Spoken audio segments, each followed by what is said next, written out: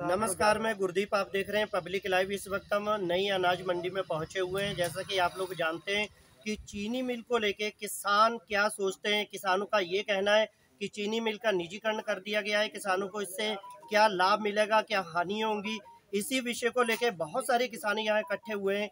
यही क्या वजह है, ये जानने का हम प्रयास करते हैं। सबसे पहले हमारे साथ जुड़ चुके हैं देशराज जी, जो सक्रिय किसान सभा के साथ हमेशा जुड़े रहते हैं। सबसे पहले आपका पब्लिक लाइव में स्वागत है। आपका बहुत धन्यवाद। देशराज जी, सबसे पहले ये बताइए कि आज आप लोग किस मुहिम को लेके अनाज मंडी में इकट्ठा हुए हैं। सबसे पहला सवाल तो ये है कि गन्ना की समिति का चुनाव नहीं हुआ है। तो मेन जब हमने अपनी भी लिखी है कि चुनाव होना चाहिए, चुनाव का समय आ गया है, चुनाव होना चाहिए। चुनाव होगा तो किसानों का उसमें शेयर है, उसमें उसके प्रेसिडेंट बनते हैं, सेक्रेटरी बनते हैं, मेंबर बनते हैं, डायरेक्टर बनते हैं, वो उनका अधिकार होता है अपना। तो वो जब चुनाव होगा तभी तो अधिकार मिलेगा। एक नंबर दूसरा, ये जो फैक्ट्री चल रही है इस समय यहाँ का गन्ना मंत्री होने के बावजूद भी इतनी अनियमितता है, इतनी अनियमितता है कि आदमी कहते हुए शर्म आती है कि गन्ना का ट्राली जो चलवाने जाता था पहले 4 घंटे में वापस लौट के आ जाता था, अब वो 3 दिन के बाद लौट के आ रहा है। कोई व्यवस्था ही नहीं है। नहीं, सरकार का तो ये भी कहना है कि पहले जो चीनी मिल 2017 में बंद कर दी गई थी, अब हमने अपने प्रयासों से इसे चालू करवा के किसानों को एक राहत दी है और इस बार बहुत अच्छा गन्ना किसानों का लिया है मिल ने। देखिए, राहत तो दी है। गन्ना पहले हम यूपी में जाते थे, अब यहाँ अपने क्षेत्र में ये राहत एक अच्छा पॉइंट है। लेकिन उस राहत के साथ उत्तर कितना है, देखिए कि गन्ने की हमारे स्टार्किंग सोसाइटी का गन्ने का जो हमारा इंधन बनता था 9,000 क्विंटल बनता था पर डे का। तो हमारे कभी भी 9,000 क्विंटल का इंधन नहीं दिया। 3,000 4,000 से ऊपर कभी इंधन ही नहीं दिया।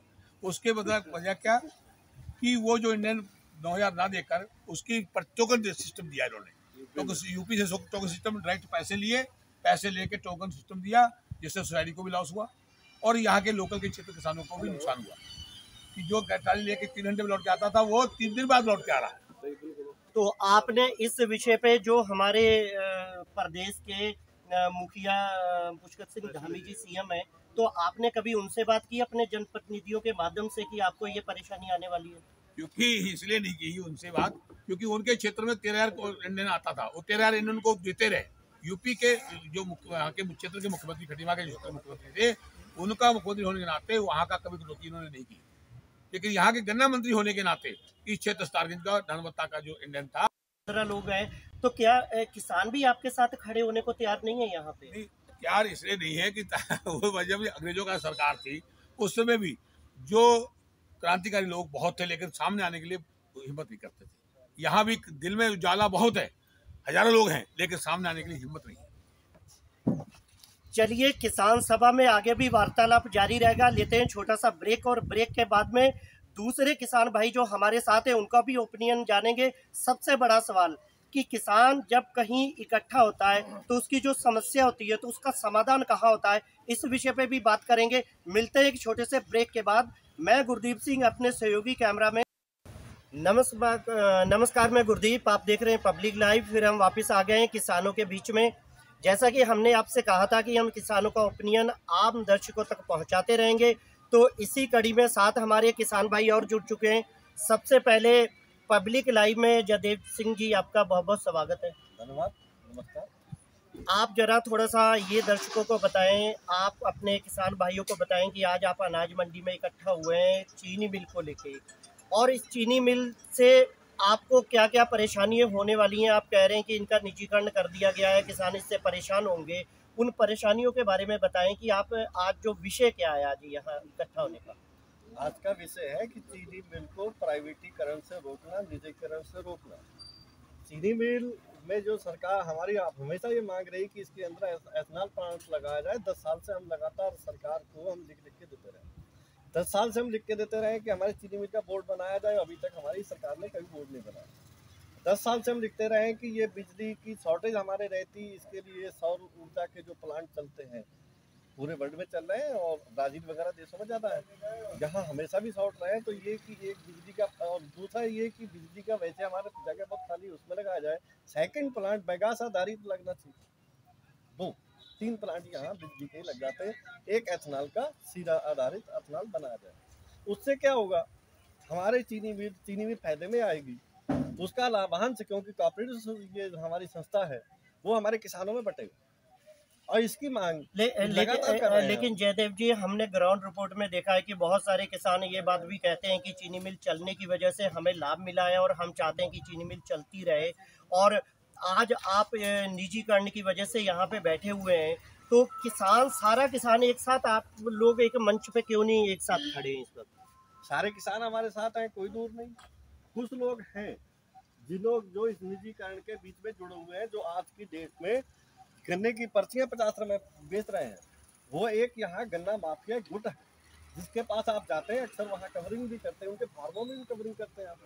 आप उनकी बात ज्यादा उछाल देते हैं, हम लोगों की बात आप अक्सर नहीं बात करते। आज पहली बार कर रहे हैं, मैं तो ये देख रहा हूँ और मुझे बड़ा खुशी हुई कि आपको कम से कम पहली बार शुद्ध हमारे उन किसानों की आई जो पीड़ा को समझते हैं। नहीं जयदेव जी, हमारा चैनल तो हमारा किसानों के साथ खड़ा रहता है। हम तो ये कह रहे हैं आपसे कि अगर कोई समस्या है तो उसका समाधान तो बातचीत से ही होगा ना।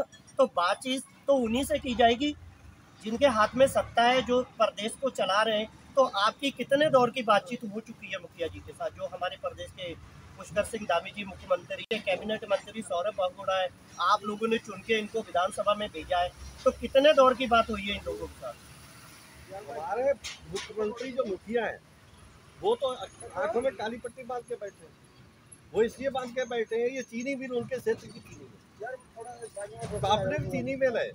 एक मुखिया होने के नाते मुखिया कुछ तो पढ़ा लिखा होगा, अनपढ़ थोड़ी है। ये तो हमारा मुखिया है, इसको ये भी नहीं पता कोऑपरेटिव की जो संस्था है इसके अंदर लाभांश होता है।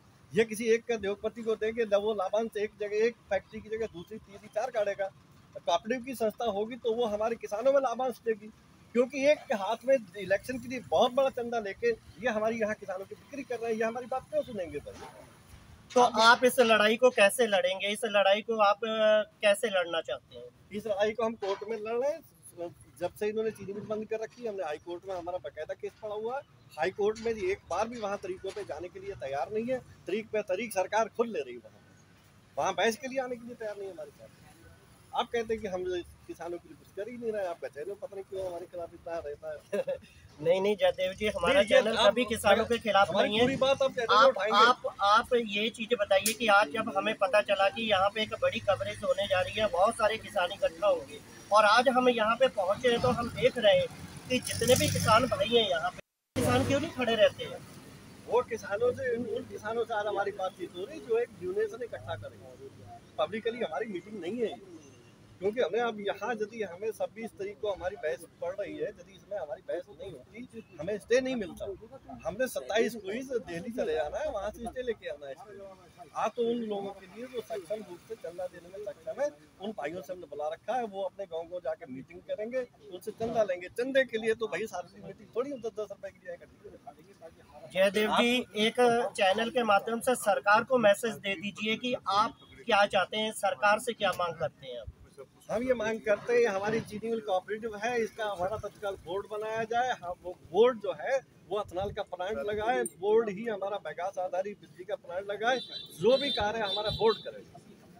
जैसा कि आपने जयदेव सिंह को सुना, उन्होंने कहा कि हमारी जो समस्या है हमने सरकार के सामने रखी है और आगे भी रखेंगे, और हमारा कोर्ट में भी जो केस चल रहा है हम उसमें लड़ते रहेंगे।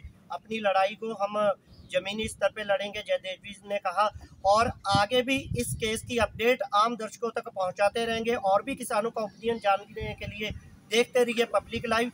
मैं गुरदीप सिंह अपने सहयोगी कैमरामैन राजेश के साथ, सितारगंज अनाज मंडी।